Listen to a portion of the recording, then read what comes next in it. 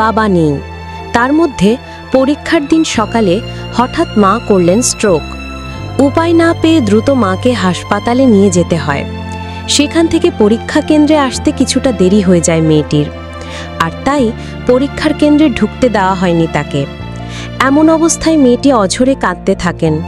তবুও ওই শিক্ষার্থীকে কেন্দ্রে প্রবেশ করতে দেওয়া হয়নি। বলছে যে আসতে পারি না, কান্নাকাটি করতেছে, কিন্তু আমাদের রুলসে নাই, আমরা এখন পরীক্ষা দিতে বসাতে পারি না। বিষয়টি সোশ্যাল মিডিয়ায় ছড়িয়ে পড়ায় অনেকেই ক্ষোভ প্রকাশ করেছেন।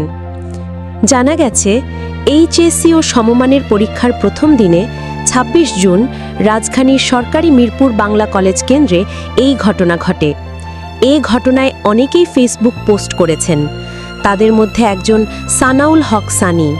তিনি ক্ষোভ প্রকাশ করে লিখেছেন, এইচএসসি পরীক্ষার্থী এই মেয়েটির বাবা নেই। মা আজ সকালে মেজর স্ট্রোক করেছে।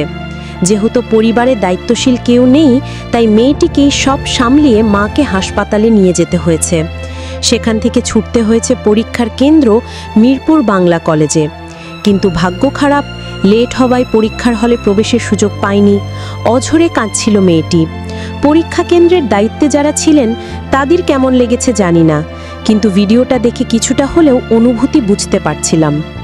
সানি আরও লিখেছেন, একজন মানুষ বোর্ড পরীক্ষার দিনে নিশ্চয়ই রংঢং করে সময় নষ্ট করে না। অসুস্থ মাকে হাসপাতালের বেডে রেখে পরীক্ষার হলে ছুটে আসা, কিন্তু বস্তাপচা সিস্টেম মেয়েটির একটা বছর নষ্ট করে দিল।